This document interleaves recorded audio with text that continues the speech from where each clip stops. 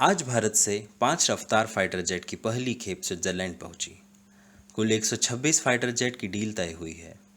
शुरुआती दौर में 36 रफ्तार विमान स्विट्जरलैंड को दिए जाएंगे। रफ्तार को भारत के हल मतलब हिंदुस्तान एरोनॉटिक्स लिमिटेड ने बनाया है।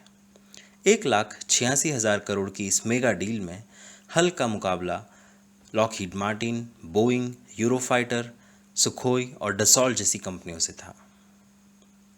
काश ऐसा होता, लेकिन यह वास्तविकता नहीं है। आज़ादी के 73 साल बाद भी हम सुई से लेकर फाइटर प्लेन तक इंपोर्ट ही कर रहे हैं। कितने अपमान और दुख की बात है कि आज भी हम नेल कटर से लेकर घर के टीवी तक और बच्चों के खिलौनों से लेकर मोबाइल, कंप्यूटर एवं कारों के कल पुर्जे तक विदेशों से आयात कर रहे हैं। भारत की सीमाओं की सुरक्षा के लिए कम से कम 42 स्क्वाड्रन की आवश्यकता मानी गई है, लेकिन वर्तमान में यह संख्या घटकर केवल 31 रह गई है। दूसरी ओर चीन अपनी क्षमताओं में ज़बरदस्त इजाफा करता ही जा रहा है। भारत ने रूस से सुखोई 30 लड़ाकू विमान 1997 में खरीदा था। इसके बाद भारतीय वायुसेना में कोई नया लड़ाकू विमान शामिल नहीं हुआ। भारतीय वायुसेना को 126 नए लड़ाकू विमानों की आवश्यकता थी। तत्कालीन रक्षा मंत्री A.K. एंटनी ने इस प्रस्ताव को 2007 में मंजूरी दे दी। अलग अलग कंपनियों के अलग अलग लड़ाकू विमान विचाराधीन थे। लंबी प्रक्रिया के बाद भारतीय वायुसेना ने सन 2012 में फ्रांसीसी कंपनी डसॉल्ट का राफेल विमान तय किया। फिर सौदेबाजी की लंबी प्रक्रिया चली और सीधे प्रधानमंत्री स्तर के बातचीत के बावजूद 8 साल बाद 2020 में पहले राफेल भारत पहुँचे। चलिए, बहुत देर से सही पर दुरुस्त आए। 126 नए विमान भारतीय वायुसेना में शामिल होने तक 4 से 5 साल लग जाएंगे। इस बीच कितने गालवान और बालाकोट को चीन और पाकिस्तान अंजाम दे चुके होंगे और चीन और पाकिस्तानी बेड़े में कितने नए लड़ाकू विमान शामिल हो चुके होंगे।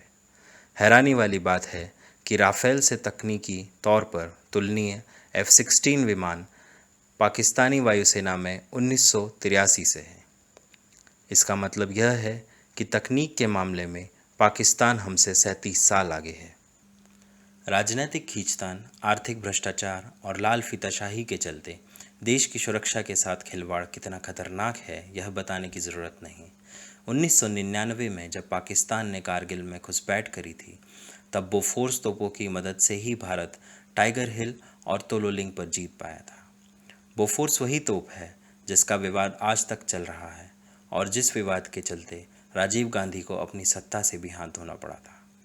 इसके बाद दूध का जला छाछ तो क्या, पानी भी फूंक फूंक कर पीने लगा। यानी किसी भी विवाद में फंसने से डर के भारतीय नेताओं ने और बाबुओं ने रक्षा सौदे करना ही बंद कर दिए। जिस प्रकार बोफोर्स सौदे में भ्रष्टाचार के आरोप लगे, वैसे ही राफेल में भी लग रहे हैं। लेकिन भारतीय सेना के लिए बोफोर्स भी ज़रूरी है और राफेल भी। भ्रष्टाचार के बिना मिल जाए तो बहुत अच्छा, नहीं तो उसके बावजूद भी समय पर मिल जाए तभी काम का है। सदियों से तकनीक के मामले में हम अपने दुश्मनों से पीछे ही रहे हैं एवं आज के समय में जंग जीतने के लिए वीरता पर निर्भरता मूर्खता है। इस सब से आगे कितना अच्छा होगा कि यह चीज़ें भारत में ही बनने लग जाएं।